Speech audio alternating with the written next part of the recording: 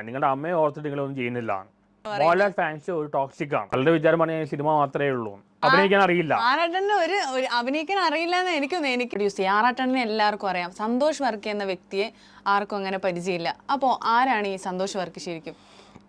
ഞാൻ ബേസിക്കലി ഒരു എഞ്ചിനീയറാണ്. പിന്നെ അതിന് സ്റ്റാർട്ടപ്പ് കമ്പനി നടത്തി. പിന്നെ ഒരു 10 ബുക്കോളം എഴുതി. അതിൽ 2 ബുക്ക് പബ്ലിഷ് ചെയ്തു. അല്ല, ഒരു ബുക്ക് 800 കോട്സ് വരുന്ന ബുക്കാണ്. ഒരു കോട്ട് സ്വന്തമായിട്ട് എഴുതിയതല്ല. പിന്നെ അതിന് മാസ്റ്റേഴ്സ് ചെയ്തു ഫിലോസഫിയിൽ. പിന്നെ 3 ഓൾറെഡി എൻട്രൻസ് കിട്ടി. നെറ്റ്, JRF ഗേറ്റ്, IIT ബോംബെയിൽ അഡ്മിഷൻ കിട്ടിയതാണ്. അപ്പോഴാണ് എൻ്റെ ഫാദറിന് ഹെൽപ്പ് ആണെന്ന് മരിച്ചു പോയത്. ഇപ്പോൾ മദറിനെ നോക്കാൻ വേണ്ടിയാണ് ഇവിടെ എറണാകുളം നിൽക്കുന്നത്. ഞാൻ ഇവിടെ ഡോക്ടറേറ്റ് ചെയ്യുന്നു, ഫിലോസഫി സയൻസിൽ ഡോക്ടറേറ്റ് ചെയ്യുന്നു. PhD എടുക്കുവാണ്. വീട്ടിൽ ചെയ്തുകൊണ്ടിരിക്കും. അപ്പോൾ അമ്മയെ നോക്കാനാണ് നമ്മൾ എല്ലാവർക്കും അമ്മ എന്ന് പറയുന്നത് ഭയങ്കര പ്രിയപ്പെട്ടതാണ്. അപ്പോൾ അമ്മയെ അത്രയ്ക്ക് ഇഷ്ടമാണോ? അതെനിക്ക് അമ്മ 2 പേരും ഈക്വലാണ്. ഫാദർ മദർ 2 പേരും ഈക്വലാണ്. ഫാദറിനെ ഇപ്പോൾ ശരിക്കും മിസ് ചെയ്യുന്നുണ്ട്. 2 പേരും ഈക്വലാണ്. ഫാദറിനെ ശരിക്കും മിസ് ചെയ്യുന്നുണ്ട്. ഇപ്പോൾ റെസ്പോൺസിബിലിറ്റീസ് എൻ്റെ മദറിന് നോക്കുന്ന റെസ്പോൺസിബിലിറ്റി ഇപ്പോൾ എൻ്റെയാണ്. സിസ്റ്റേഴ്സിലെ പുറത്താണ്. 3 സിസ്റ്റർ US ഡോക്ടറാണ്. 2ാമത്തെ ബാംഗ്ലൂർ വർക്ക് ചെയ്യുന്നു, മൈക്രോസോഫ്റ്റ്. അവരുടെ ഫാമിലി ലൈഫ് മാരീഡാണ്, അവർ ബിസിയാണ്. അപ്പോൾ പിന്നെ ഞാനാണ് മദറിനെ ടേക്ക് ചെയ്യാനാണ്. അതല്ല, അമ്മയെ നോക്കുക ഈക്വലാണ്. ഇപ്പൊ ഞാൻ ഏറ്റവും കൂടുതൽ ഓർക്കുന്നത് ഫാദറിനെ കുറിച്ചാണ്. ഇപ്പോ അല്ല, ആറാട്ടണ്ണൻ എന്താ വെച്ചാൽ നമ്മൾ ഇപ്പോൾ കല്യാണം കഴിക്കാതെ അല്ലെങ്കിൽ ഈ ബെറ്റർ ജോബിന് വിദേശത്തേക്കൊന്നും പോവാതെ സിബ്ലിങ്സ് ഒക്കെ അവരൊക്കെ അങ്ങ് പുറത്തു പോകുമ്പോൾ പുറത്തു പോകാൻ ഇഷ്ടമല്ല. മദറിന്റെ കാലത്തിന് ശേഷം യൂറോപ്പിലേക്ക് പോകും. അപ്പോൾ അമ്മയോടുള്ള എന്താണ് അമ്മയിൽ ഏറ്റവും ഇഷ്ടപ്പെട്ട ഒരു കാര്യം? എന്താണ്? പുള്ളിക്കാരി വളരെ സിമ്പിളാണ്, വളരെ പാവമാണ്. എനിക്ക് ആ നേച്ചർ കിട്ടിയാണ് അതാന്ന് തോന്നുന്നു. ശരിക്കും റോൾ മോഡൽ എടുത്തത് എൻ്റെ ഫാദറാണ്. റോൾ മോഡൽ ഫാദറും ഏറ്റവും ഇഷ്ടം അമ്മയും. ഒരു ഇമോഷണൽ സപ്പോർട്ട്, എല്ലാം തുറന്നു പറയാൻ പറ്റുന്ന ആള്. മദറിൻ്റെ കാലം കഴിഞ്ഞാൽ ഒരു ആരില്ലാത്തൊരവസ്ഥയിലേക്ക് പോവാണ്. അപ്പോൾ എന്താ പറയുക, ചേച്ചിയാണെങ്കിൽ മൈക്രോസോഫ്റ്റിലാണ് വർക്ക് ചെയ്യുന്നത്, ഒരാൾ ഡോക്ടറാണ്. എല്ലാവരും വലിയ ഹസ്ബൻഡ് സയൻറ്റിസ്റ്റാണ്. മകൾക്ക് അവിടെ ഹോപ്കിൻസ് യൂണിവേഴ്സിറ്റിയിൽ അഡ്മിഷൻ കിട്ടി മെഡിസിന്. 2ാമത്തെ ആളുടെ ഹസ്ബൻഡ് ഒരു MNCയിൽ വൈസ് പ്രസിഡൻ്റാണ്. അവരുടെ മോൻ ഡൽഹി IITയിൽ പഠിക്കുന്നു. എല്ലാവരും അക്കാഡമിക് വെൽ ഓഫ് ആണ്. അക്കാഡമിക്കലി ഭയങ്കര പവർഫുൾ ആയിട്ടൊരു ഫാമിലിയിൽ നിന്നാണ് വരുന്നത്. പക്ഷേ എന്താ പറയുക, സന്തോഷ് വർക്കി അക്കാഡമിക്കലി ഭയങ്കര ഒരു ജീനിയസ് ആണ്. പക്ഷേ മാത്രമല്ല, ഞാൻ 800 കോഴ്സിൽ ബുക്ക്, അത് ക്രിയേറ്റിവിറ്റിയാണ്. രണ്ടും ഉണ്ട്. എന്നെക്കാട്ടും അക്കാഡമിക് എൻ്റെ ഫാമിലി മെമ്പേഴ്സ് തന്നെയാണ്. ഞാൻ മൂവീസിലൊക്കെയാണ് ഞാൻ അവരുടെ മൂവീസിലും കാണാം. അപ്പോൾ ആറാട്ടണ്ണന് മൂവീസ് ആണ് കൂടുതലായിട്ട് ഇഷ്ടം. അത് ഹോബിയാണ്. അപ്പോൾ ഈ റിവ്യൂ ഞാൻ ഒരുപാട് കാര്യം ചെയ്തില്ല. എല്ലാവരും വിചാരിപ്പോൾ ഇത് 1 തിയേറ്ററിൽ എൻ്റെ താമസം ചില കമൻസ് കേൾക്കാം. ഞാൻ ഫ്രൈഡേ മാത്രമാണ് 1 തിയേറ്ററിൽ പോകണം. എനിക്ക് കറൻ്റ്ലി എൻ്റെ ഡോക്ടറേറ്റിംഗ് ചെയ്യണം, അമ്മയുടെ കാര്യം നോക്കണം, വീട്ടിലെ കാര്യം നോക്കണം. ഫാദറിനെ വെച്ചിട്ട് എല്ലാ റെസ്പോൺസിബിലിറ്റി എൻ്റെ മേലുള്ളതാണ്. പിന്നെ ഗവൺമെൻറ് ജോബ് ട്രൈ ചെയ്യേണ്ട, അങ്ങനെ പല കാര്യം ചെയ്യേണ്ട, മൾട്ടി ടാസ്കിങ് ചെയ്യണം. പലരുടെ വിചാരം പറഞ്ഞാൽ സിനിമ മാത്രമേ ഉള്ളൂ. അത് ഫ്രൈഡേ മാത്രമേ 1 തിയേറ്ററിൽ വരാറുള്ളൂ. സിനിമ ഒരു പാഷനാണ്. റിവ്യൂ ഒക്കെ ഈ പഠിച്ചിട്ട് തന്നെയാണോ പറയുന്നത്? അല്ല, ഞാൻ സിനിമ കണ്ടിട്ട് ആ സമയത്ത് ഒരു സിനിമ കണ്ട് വിശകലനം ചെയ്തിട്ട് റിവ്യൂ കൊടുക്കണം. സിനിമയിൽ റിവ്യൂ മാത്രമേ താല്പര്യമുള്ളൂ. അപ്പോൾ അഭിനയിക്കാൻ പലയിടത്ത് വിളിക്കുന്നുണ്ട്. ചിലരെല്ലാം അഭിനയിച്ചു. അഭിനയത്തെക്കാൾ എനിക്ക് താല്പര്യം സിനിമയിൽ താല്പര്യം റിവ്യൂ. പക്ഷേ ആറാട്ടണ്ണന് അഭിനയിക്കാൻ അങ്ങനെ ആറാട്ടണ്ണന്റെ ഒരു പിന്നെ ഇത് ഞാൻ കണ്ടു, ഒരു ഷോർട്ട് ഫിലിം കണ്ടു പെരേരയുടെ കൂടെ. അതിന്റെ ട്രോള് വേണം ഞാൻ ആറാട്ടണ്ണന് കാണിച്ചു തരാം. പക്ഷെ ആറാട്ടണ്ണന് അതില് എന്താ പറയാ, ഒരു ഒട്ടും അഭിനയിക്കാൻ അറിയാത്ത ആറാട്ടണ്ണൻ തന്നെ പറഞ്ഞിട്ടുണ്ട്, എനിക്ക് സ്റ്റാർ വിസ്റ്റം, എനിക്ക് വലിയ സെലിബ്രിറ്റി ആവുന്ന ഇഷ്ടമല്ല. പക്ഷെ ആറാട്ടണ്ണന് പക്ഷേ അങ്ങനെ അഭിനയിക്കാൻ കഴിയുമെന്ന് ആറാട്ടണ്ണന് തോന്നുന്നുണ്ടോ? ഞാൻ ആദ്യകാലത്ത് വെച്ച് എനിക്ക് ഒട്ടും ഇല്ലെന്ന് വിചാരിച്ചാൽ, കാരണം ഡ്രാമ ഒന്നും ചെയ്തിട്ടില്ല. പക്ഷേ ആവറേജ് ആക്ടിങ് വരുന്നുണ്ട്. അപ്പോൾ പലരും പറയുന്നു ബ്ലഡ് നൈറ്റ് ചിലപ്പോൾ പെരേരെ കാട്ടുന്ന അഭിനയിക്കുന്നത് ഞാനാ പറഞ്ഞു. ഇല്ല, പക്ഷേ ഞാൻ ആക്ടിങ് പ്രോസസ് ഞാൻ അങ്ങനെ എൻജോയ് ചെയ്യുന്നില്ല. പക്ഷെ ആറാട്ടണ്ണന്റെ ആക്ടിങ് ഇല്ലേ, മറ്റേ നേരിൽ നല്ല ആക്ടിങ് ആയിരുന്നു. നേരിൽ സിനിമയെന്നുള്ള ആക്ടിങ്, സിനിമയല്ല, ഒരു ഷോർട്ട് ഫിലിം ഉണ്ടായിരുന്നു. ആറാട്ടണ്ണന്റെ ആക്ടിങ്ങിന്റെ ഒരു വീഡിയോ ഇത് കണ്ടോ? പക്ഷെ അതിൽ ആറാട്ടണ്ണൻ എന്ന് പറഞ്ഞാൽ ഒരു രീതിയിലും മൊത്തം ഈ പെരേരയുടെ കൂടെയുള്ള നല്ലതാണ് മോശമാണ് നല്ലതല്ല. ആറാട്ടണ്ണന് അഭിനയിക്കാൻ അറിയില്ല. ആറാട്ടണ്ണന് ഒരു അഭിനയിക്കാൻ അറിയില്ല എന്ന് എനിക്ക് കണ്ടിട്ട് ചിരി വന്നു.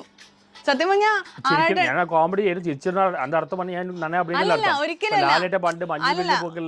ലാലേട്ടൻ പണ്ട് മഞ്ഞു വെച്ച് പോക്കിൽ വന്നപ്പോൾ അല്ലല്ല ഒരിക്കലല്ല. ആറാട്ടൻ അങ്ങനെയല്ല. ആറാട്ടൻ എന്ന് വെച്ചാൽ ഒരു നൈറ്റ് ഒരു എന്താ പറയാ നമ്മള് ഒരു രീതിയിൽ ഞാൻ വലിയ ആക്ടറാണ് ക്ലെയിം ചെയ്യുന്നില്ല. പക്ഷെ ആറാട്ടനെ അഭിനയിച്ചിട്ടുണ്ടല്ലോ, ഒമർ ലുലുവിന്റെ പടത്തിലൊക്കെ അഭിനയിച്ചിട്ടുണ്ട്. പക്ഷെ എന്നിട്ട് ഒമർ ലുലുവെ തന്നെ ആറാട്ടണ്ണൻ എനിക്ക് ഒമർ ലുലു നല്ല മനുഷ്യനാണ്. പക്ഷെ പുള്ളി ആസ് എ ഡയറക്ടർ എനിക്ക് ഹാപ്പി വെഡിങ് ആ സിനിമയേ ഉള്ളൂ. ബാക്കി എല്ലാം ഒരു ഫിലിം നന്നായിട്ടില്ല. അപ്പോൾ എനിക്ക് പുള്ളിയുടെ ആസ് പേഴ്സൺ വളരെ നല്ല മനുഷ്യനാണ്. അവർ അന്ന് സ്റ്റീലു എബ്രഹാം മേഡം ആണെങ്കിലും ഒമർ ലുലു ആണ് വളരെ നല്ല രീതിയിൽ സ്വീകരിച്ചിട്ട് എല്ലാം. പക്ഷേ സിനിമയുടെ ഒരു പ്രോഡക്റ്റ് നന്നാവാതെ എത്ര മാർക്കറ്റ് ചെയ്യുന്ന കാര്യം. ഒരു സിനിമ വിജയിക്കുന്ന രണ്ട് കാര്യം. ഒന്ന് സിനിമ എൻ്റർടൈനിങ് ആവണം, രണ്ട് മാർക്കറ്റ് ചെയ്യണം. അത് പ്രോഡക്റ്റ് ഗുണമല്ല. പിന്നെ അവർ കുറ്റമറ്റ കാര്യമില്ല, ഉണ്ണി ബ്ലോഗിനെ വിളിക്കുക അതൊന്നും കാര്യമില്ല. ആ പ്രോഡക്റ്റ് നന്നാവണം. ഇപ്പം ഞാൻ അഭിനയിച്ച് പടയെ കൊണ്ട് അതിന് പോസിറ്റീവ് കൊടുക്കണം പറയാനുള്ള കാര്യമില്ല. പക്ഷേ ഒമർ ലുലു എന്നൊരു വ്യക്തി ഒരുപാട് കഷ്ടപ്പെട്ടിട്ടാണ് മൂവി എടുത്ത് ഒരുപാട് ആൾക്കാർക്ക് ഓപ്പർച്യൂണിറ്റി കൊടുത്ത ഒരാളാണ്. അപ്പോൾ അങ്ങനെയുള്ള ഒമർ ലുലു നല്ല മനുഷ്യനാണ്, നല്ല ഡയറക്ടറായിട്ട് എനിക്ക് തോന്നുന്നില്ല. പുള്ളിനാൾ എന്നെ ഭീഷണിപ്പെടുത്തുകയാണ്, നിങ്ങളുടെ അമ്മയെ ഓർത്തിട്ട് നിങ്ങളൊന്നും ചെയ്യുന്നില്ല. എനിക്ക് സത്യസത്യമായ റിവ്യൂവിൽ കൊടുക്കാൻ പറ്റുള്ളൂ. ഞാൻ അഭിനയിച്ച പടയെ കൊണ്ട് പോസിറ്റീവ് പറയാനുണ്ടോ? ഒമർ ലുലുവിൽ നിന്ന് വധഭീഷണി ഉണ്ടോ? വധഭീഷണി അല്ല, പുള്ളി പറഞ്ഞു നിങ്ങളുടെ അമ്മയെ ഓർത്തൊന്നും ചെയ്യുന്നില്ല. അപ്പോൾ എനിക്ക് എൻ്റെ റിവ്യൂ നിഷ്പക്ഷമായ റിവ്യൂ കൊടുക്കാൻ പറ്റില്ല. ഞാൻ നിഷ്പക്ഷമായ റിവ്യൂ കൊടുക്കുന്ന ആളാണ്. അഭിനയിച്ചിട്ട് സ്വന്തം ചവിട്ടി താഴ്ത്തുന്നത് ഒരു ശരിയാണ്. അപ്പോൾ എൻ്റെ പടയെ കൊണ്ട് ഞാൻ പോസിറ്റീവ് കൊടുക്കണോ? അപ്പോൾ അത് എൻ്റെ സ്വാർത്ഥതയല്ലേ? ഞാൻ എൻ്റെ പടയെ കൊണ്ട് എത്ര മോശം പടമാണെങ്കിലും പോസിറ്റീവ് പറയുന്നത് അത് എൻ്റെ സ്വാർത്ഥതയല്ലേ? എന്നാലും നമുക്ക് പിന്നെ നമ്മൾ ഫസ്റ്റ് റിവ്യൂ ജെന്യൂൻ അല്ല. ഇവിടെ ആൾക്കാർ കാസ്റ്റ് ആൻഡ് ഗ്രൂപ്പ് എത്ര പടം മോശമാണെങ്കിൽ നല്ലതാ പറയുള്ളൂ. ഞാൻ വീഡിയോ പറയാറുണ്ട്. സ്വന്തം വീട്ടുകാരിപ്പോ നമുക്ക് മോശമാണെങ്കിൽ നമ്മൾ അവരെ കുറിച്ച് നല്ലതല്ലേ പറയും. സത്യം പോലെ പറയണം. എൻ്റെ പടയെ കൊണ്ട് ഞാൻ മോശം പടം പോസിറ്റീവ് പറഞ്ഞു കഴിഞ്ഞാൽ പിന്നെ എൻ്റെ റിവ്യൂവിൽ എന്ത് ജെന്യൂനിറ്റിയാ ഉള്ളത്? ആറാട്ടണ്ണൻ PR വർക്കാണ് ചെയ്യുന്നത്, പണം വാങ്ങിയിട്ടാണ് റിവ്യൂ ചെയ്യുന്നതാണ് പറയുന്നത്. എനിക്ക് PR വർക്ക് സംഭവം നടന്നിട്ടില്ല, ഇതുവരെ നടന്നിട്ടില്ല. പിന്നെ എന്നെ ഒരു PR ടീം അപ്രോച്ച് ചെയ്തു. അവർ പറയുന്നത് ഫോൾസ് സ്റ്റേറ്റ് ഉണ്ടാക്കി സൈബർ അറ്റാക്ക് നടത്താണ്. അപ്പോൾ എനിക്കത് സൈബർ അറ്റാക്ക് നടക്കുന്നുണ്ട്. ഞാൻ മോഹൻലാൽ നടന്നതിന് വളരെയധികം ഇഷ്ടപ്പെടുന്ന ആളാണ്. പക്ഷേ വ്യക്തിയായിട്ട് വെച്ചാൽ പ്രശ്നമുണ്ട്. അതിൻ്റെ പേരിൽ ഈ ഫേസ്ബുക്കിൽ മുഴുവൻ തെരുവിളിയാണ്. ഞാൻ എന്ത് നല്ലതായിട്ടാലും ഐ തിങ്ക് ഇത് മോഹൻലാൽ ഫാൻസ് ആണെന്ന് തോന്നുന്നു. ഞാൻ എന്തിട്ടാലും തെരുവിളിയാണ്. അല്ല അപ്പോൾ മോഹൻലാൽ ഫാൻസ് ഒരു ടോക്സിക് ആണ്. മമ്മൂട്ടി ഫാൻസ് അത്രയും ടോക്സിക് അല്ല. മോഹൻലാൽ ഫാൻ രണ്ട് പേരുണ്ട്. നരസിംഹന് മുമ്പ് ഒരു ഫാൻസ് ഉണ്ട്, അതാണ് ഞാൻ, പഴയ മോഹൻലാൽ. നരസിംഹന് ശേഷം വന്ന ഫാൻസ് ഉണ്ട്. നരസിംഹന് ശേഷം വന്ന ഫാൻസായിട്ട് എനിക്ക് പ്രശ്നമുള്ള. ഈ പറയുന്ന ചെകുത്താൻ പോലും ബേസിക്കലി മോഹൻലാൽ ഫാൻ ആയിരുന്നു. പണ്ടത്തെ മോഹൻലാൽ ഫാൻസ് പുള്ളി ഫാൻസ് ഈ നരസിംഹന് ശേഷം വന്ന ഫാൻസായിട്ട് ഉടക്കിയതാണ് പ്രശ്നമായത്. രണ്ട് ഫാൻസ് ഉണ്ട്. അപ്പൊ നിങ്ങൾ ഇപ്പോൾ ആറാട്ടണ്ണൻ എല്ലാ സിനിമക്കും കയറി റിവ്യൂ പറയുന്നത് എന്തിനാണ്? എന്നെ ചിലർ വിളിക്കുന്നു, അല്ലെങ്കിൽ എനിക്ക് വേറെ ബാഡ് ഹാബിറ്റ്സോ വേറെ കാറിനോട് ക്രേസോ ഇലക്ട്രോണിക് ഗാഡ്ജറ്റ്സോ ക്രേസോ അല്ല. എൻ്റെ ആകെ ഒരു ഹോബിയാണ് സിനിമ കാണലാണ്. അത് ബാക്കിയൊക്കെ എന്താ ബുദ്ധിമുട്ടില്ല. ആകെയുള്ള ഹോബി, വേറെ ബാഡ് ഹാബിറ്റ്സ് ഒന്നുമില്ല. ആകെയുള്ള ഒരു ഹോബിയാണ് സിനിമ കാണലാണ്. അത് കാരണം ബാക്കിയൊക്കെ പലരും ചോദിക്കും നിങ്ങൾക്ക് എവിടെ നിന്ന് കാശ് കിട്ടുന്നു, ഞാൻ ഐഫോൺ വാങ്ങിക്കുകയോ അല്ലെങ്കിൽ വലിയ കാർ വാങ്ങിക്കുകയോ ചെയ്യുന്നില്ല. കാറുണ്ട്, എനിക്ക് ക്രേസ് ഇല്ല കാറിനോടെയല്ല. എൻ്റെ ആകെ ഒരു താല്പര്യമാണ് സിനിമ കാണലാണ്. എൻ്റെ എൻ്റർടൈൻമെൻറ്റ് പറഞ്ഞ മ്യൂസിക്കാണ്, സിനിമയല്ല. സിനിമ ഞാൻ കുറച്ച് സീരിയസ് ആയിട്ട് കാണാറുണ്ട്. ഇപ്പോൾ അഭിനയിച്ച ആ ഒരു മൂവിയിൽ ഒരു ഡയലോഗ് പറയോ? ഏതോ ഇപ്പോൾ ബാഡ് ബോയ്സാ എന്താണ് ഞാൻ കൊടുത്ത നെഗറ്റീവ് കൊടുത്ത പടങ്ങളെല്ലാം സൂപ്പർ ഹിറ്റാണ്. തിമിർത്ത് ആടുകയാണ്, ആറാടുകയാണെന്നാണ് പറഞ്ഞിട്ടാണ് നമ്മൾ ആറാട്ടണ്ണനായത്. അപ്പൊ അതുപോലെ അതിനുശേഷം അത് അറിയാതെ സംഭവിച്ചതാണ്. ഇപ്പോ ആറാട്ടണ്ണൻ പറഞ്ഞിട്ടുണ്ട് എനിക്ക് എല്ലാം വൈറലായിട്ട് 2.5 വർഷമായി. എന്നിട്ട് ഇപ്പോഴും ആറാട്ടണ്ണൻ എന്നുള്ള പേരിലാണ് ആറാട്ടണ്ണൻ അറിയപ്പെടുന്നത്. സന്തോഷ് വർക്കി എന്ന് പറയുമ്പോൾ ആൾക്കാർക്ക് എന്താ പറയാ, കൊച്ചു കുട്ടികൾക്കും ആറാട്ടണ്ണൻ എന്ന് പറയുമ്പോഴാണ് അറിയുന്നത്. ഞാൻ പ്രിയദർശൻ സാറിനെ വിളിക്കാറുണ്ട്, പ്രിയദർശൻ സാർ പല ആൾക്കാരെ വിളിക്കാറുണ്ട്. അപ്പോൾ അവർ പറയും ആറാട്ടൻ പറയുമ്പോൾ ആറാട്ടനല്ല നീ സന്തോഷ് വർക്കിയാന്ന് പറയും.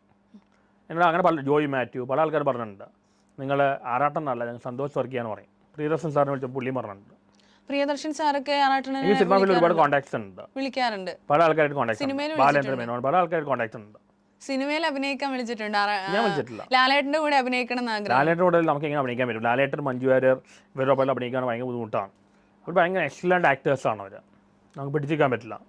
ഇപ്പോൾ ഈ ഒരു കേസിൽ ആറാട്ടണ്ണൻ്റെ ഇപ്പോൾ എയർലൈൻ സംഭവമായിരുന്നു ഐശ്വര്യ ലക്ഷ്മിക്ക് കൈ കൊടുക്കാൻ പോയതൊക്കെ. അപ്പോൾ ഇങ്ങനെ എല്ലാ നടിമാരും ആറാട്ടണ്ണനെ കാണുമ്പോൾ കൈ തരാൻ വിമുഖത കാണിക്കുകയാണ്. ഇപ്പോൾ ഒരു കാണിക്കാം അല്ല എല്ലാരെയും കയ്യിൽ നമ്മൾ സെലിബ്രിറ്റീസ് എന്നല്ല പണ്ട് പോലെ ഞാൻ പണ്ട് ഇപ്പോൾ ചേർച്ചിലൊന്നും പോകാറില്ല. പണ്ട് ചേർച്ചിൽ പോകുമ്പോൾ എല്ലാവർക്കും കൈ കൊടുക്കുക വളരെ ഫ്രണ്ട്ലി രീതിയിൽ അല്ലെങ്കിൽ യാതൊരു നിഷ്കളങ്കമായിട്ട് ഞാൻ ഒരു മനോരമയുടെ ഇത് വന്നു എല്ലാ ക്ഷയിക്കാനായിട്ട് നിഷ്കളങ്കമല്ല. പക്ഷെ എൻ്റെ ഭാഗത്ത് നിഷ്കളങ്കം തന്നെയായിരുന്നു. പിന്നെ ആറാട്ടണ്ണൻ പെണ്ണുങ്ങളുടെ മേലെ ഇങ്ങനെ പുറകെ പോയിട്ട് ഇങ്ങനെ കൈ കൊടുക്കും. ഞാൻ ഷറഫുദ്ദീനാണ് റിവ്യൂ കൊടുത്തത്. അത് ഷറഫുദ്ദീന് കൈ കൊടുത്ത വയറില്ലല്ലോ. ഷറഫുദ്ദീൻ അന്ന് അല്ല ഞാൻ ആക്ടേഴ്സിന് കൊടുക്കുന്ന നടന്മാർക്ക് കൊടുക്കുന്ന നടന്മാർക്ക് കൊടുക്കണ്ട നടന്മാർക്ക് കൊടുക്കാറുണ്ട്. ഞാൻ ഷറഫുദ്ദീൻ അന്ന് കൊടുത്തല്ലോ. നടന്മാർക്ക് കൊടുക്കുന്ന വയറിലാവില്ല, നടിമാർക്ക് കൊടുക്കുന്ന മാത്രം വയറിലാവും. ഞാൻ എന്ത് ചെയ്യണം? ഒരു നടിക്ക് എന്തിനാണ് ആറാട്ടൻ ഒരു ലൈവിൽ പറഞ്ഞു ഐശ്വര്യ ലക്ഷ്മിക്ക് ഞാൻ 3 തവണ കൈ കൊടുത്തു, 3 തവണ എന്തിനാണ് എന്നിട്ട് 4ാമതും പോയി കൈ കൊടുക്കുന്നത്? നമ്മൾ ഒരാൾക്ക് ഒരു തവണയല്ലേ കൈ കൊടുക്കും. ആദ്യം കൊടുത്തപ്പോൾ കൈ കൊടുത്തു, ഓൾ ദി ബെസ്റ്റ്. അതിന് ഫസ്റ്റ് ഹാഫ് കഴിഞ്ഞപ്പോൾ പോയി കൈ കൊടുക്കില്ല. പോയി ചെന്നപ്പോൾ പറഞ്ഞു നല്ല പടം പറഞ്ഞു. പോകാൻ കാലം ജസ്റ്റ് ചെയ്യുമ്പോൾ ചോദിച്ചു ലാലേട്ടൻ്റെ പടം ചെയ്യാൻ പോകുന്നു, എങ്ങനെ ഇരിക്കുന്നു ജസ്റ്റ് ചോദിച്ചു. അപ്പോൾ അവർ വളരെ ബിസി ആയി. അവർ ജാട കാണിച്ചല്ല, അവർ ജാട കാണിച്ചു. അവർ ബിസി ആയി പോയതാണ്. മൈൻഡ് ചെയ്തല്ല, അവർ ബിസി ആയി പോയതാണ്. അവർ അതിന് മുമ്പ് അവർ ബിസി ആയി പോയതാണ്. അവരപ്പോഴേക്ക് പോകാനും തിരക്കിലായിരുന്നു. ഇതിന് മുമ്പ് ഒരു വീഡിയോ വന്നിട്ടുള്ളൂ. അവിടെ വെച്ച് ഞാൻ എന്തോ ഒരു കാര്യം പറയുമ്പോൾ പുള്ളിക്കാരത്തി ബിസിയാണ്. പുള്ളിക്കാരത്തി മൾട്ടി ടാസ്കിങ് പറ്റില്ല. അറ്റേ ഒരു കാര്യം ചെയ്യാൻ പറ്റുള്ളൂ. എനിക്ക് അങ്ങനെ തോന്നിയതാണ്.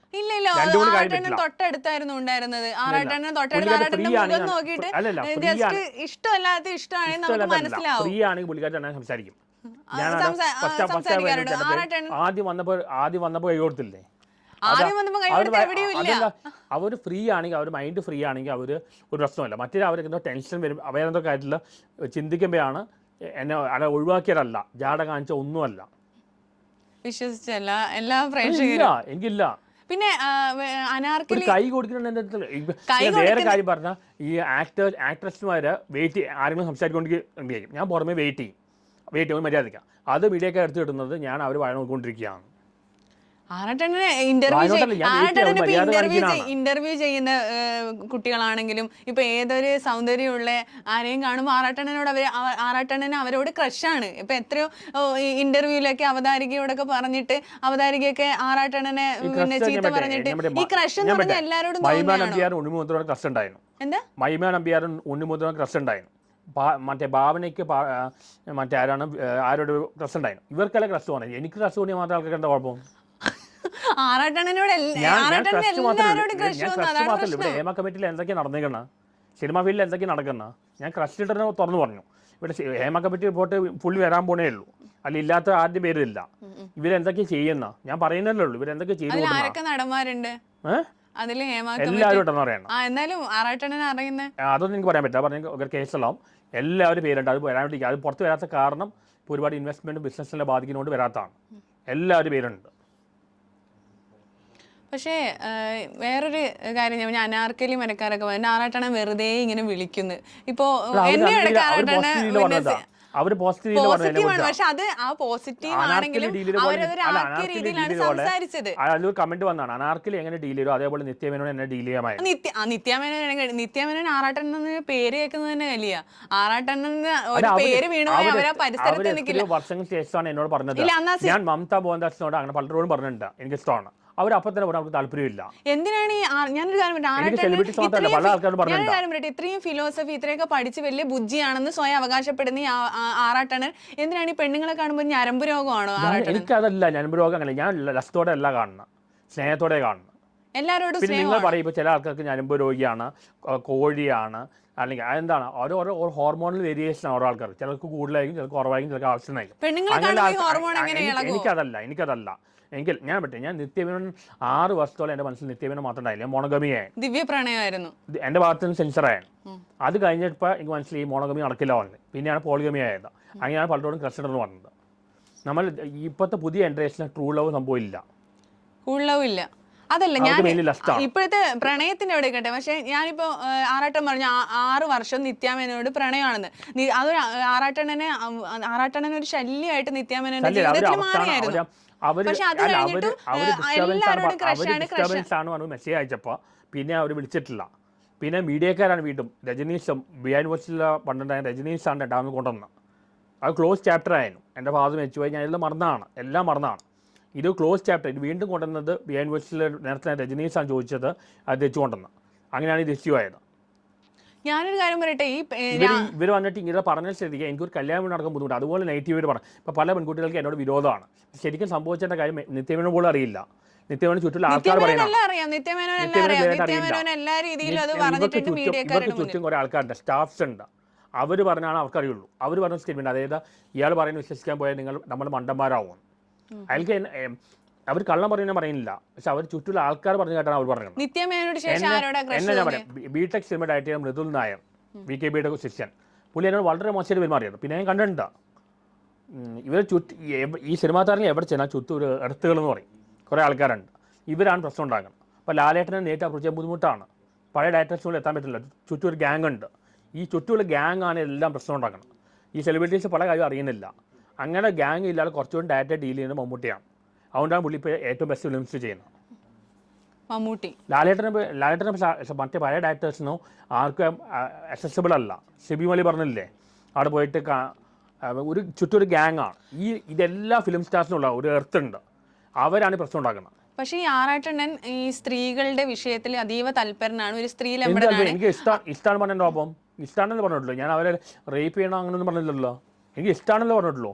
ഇവിടെ ഹേമ കമ്മിറ്റിയിൽ ഞാൻ തുറന്നു പറഞ്ഞു, ഹേമ കമ്മിറ്റിയിൽ എന്തൊക്കെയാണ് നടന്നിരിക്കുന്നത് അതിൽ കമ്പയർ ചെയ്യുമ്പോൾ ഞാൻ പറഞ്ഞിട്ടില്ല. എനിക്ക് ഒരാളെ ഇഷ്ടമാണ്, ഒരാളെ ഇഷ്ടപ്പെട്ട എന്താ അപ്പം ഒരാളെ ഇഷ്ടപ്പെടുന്നത് അയാൾക്ക് അതൊരു തലവേദനയായിട്ട് മാറുമ്പോൾ നമ്മൾ ആ ഇഷ്ടം മറന്നു. എന്നോട് ഞാൻ മാനത്ത പോകുന്നത് പല ആൾക്കാർ പറഞ്ഞപ്പോൾ അവർ അപ്പം തന്നെ താല്പര്യമില്ല, അവിടെ കഴിഞ്ഞു. പിന്നെ പറയുന്ന ആള് വർഷങ്ങൾക്ക് ശേഷമാണ് പറഞ്ഞത്, ഒരുപാട് വർഷങ്ങൾക്ക് ശേഷം പറഞ്ഞപ്പോൾ നിർത്തുകയും ചെയ്താണ്.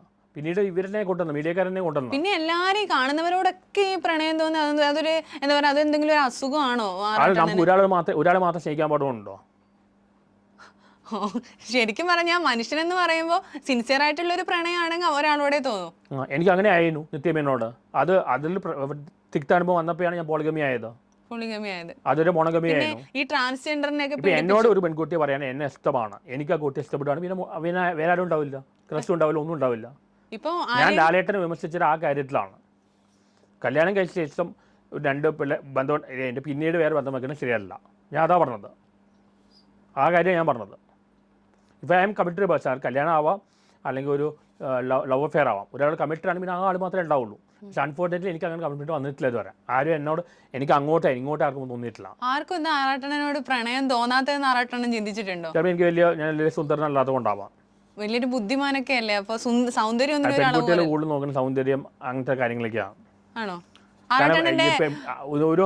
ഒരു കോടി പെണ്ണുങ്ങളെടുത്ത് 1-2 പെണ്ണുങ്ങൾക്കേ ഉള്ളൂ ബേസിക്കലി ഒരു ബുദ്ധിയും ബോധമുള്ളൂ.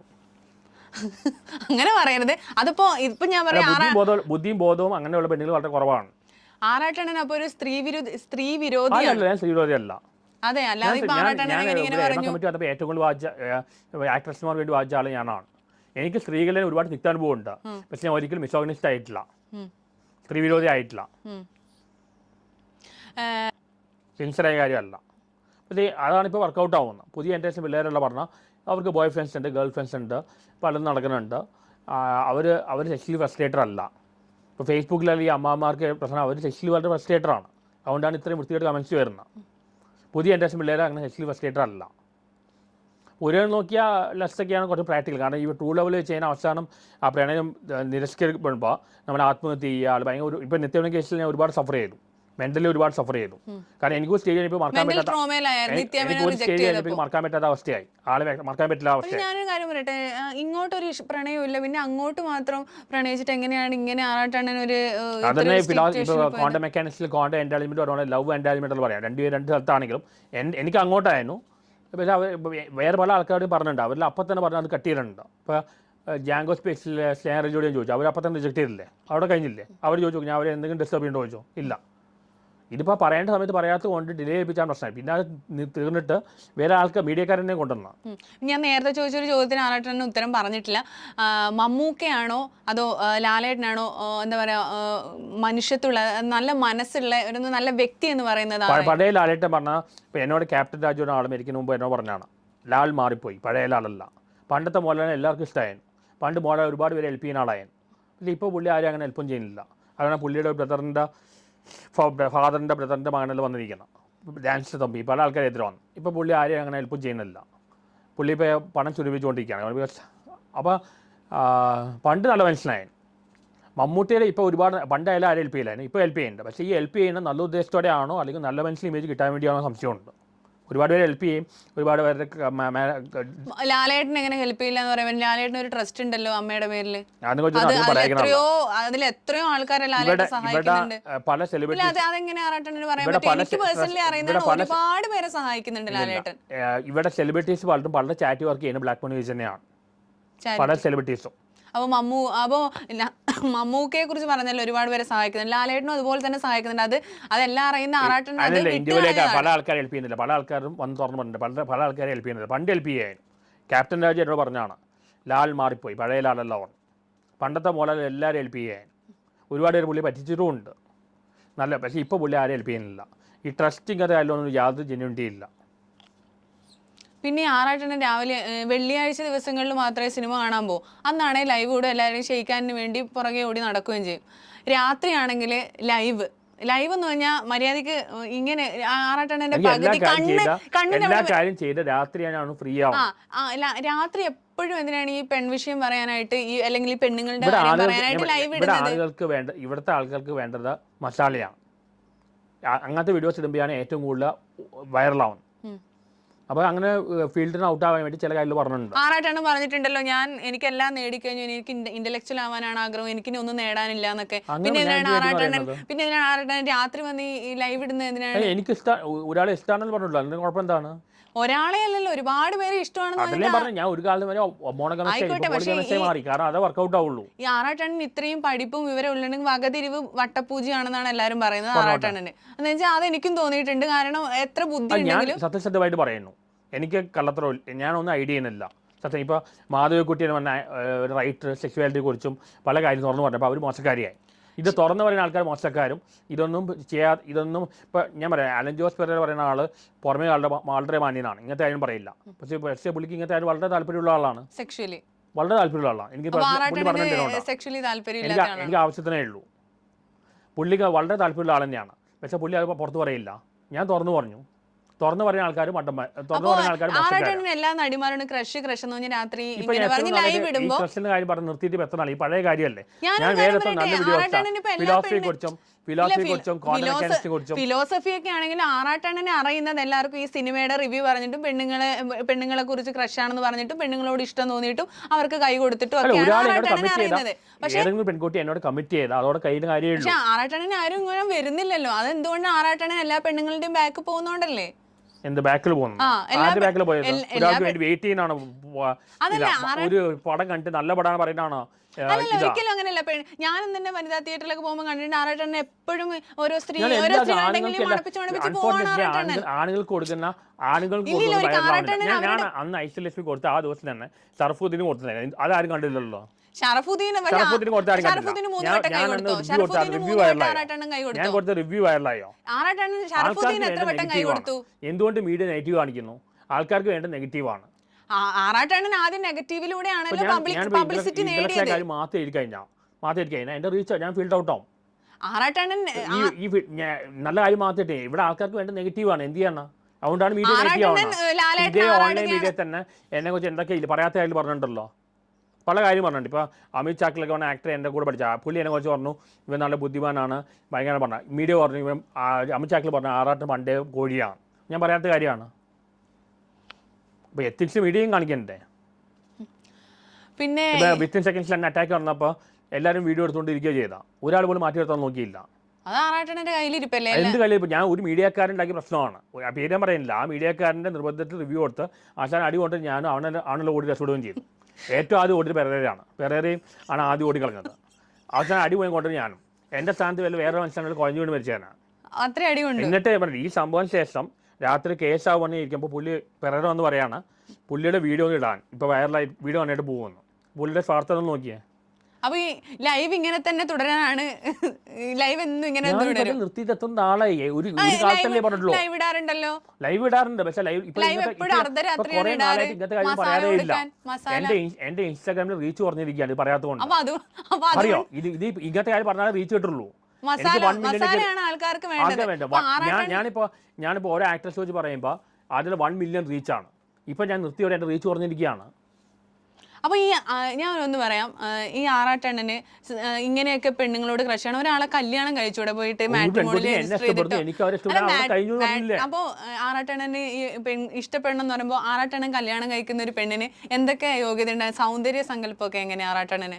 ആവശ്യത്തിന് സൗന്ദര്യം, ഇന്റലിജന്റ് ആവണം, കേപ്പബിൾ ആവണം, നല്ല മനസ്സും ആവണം.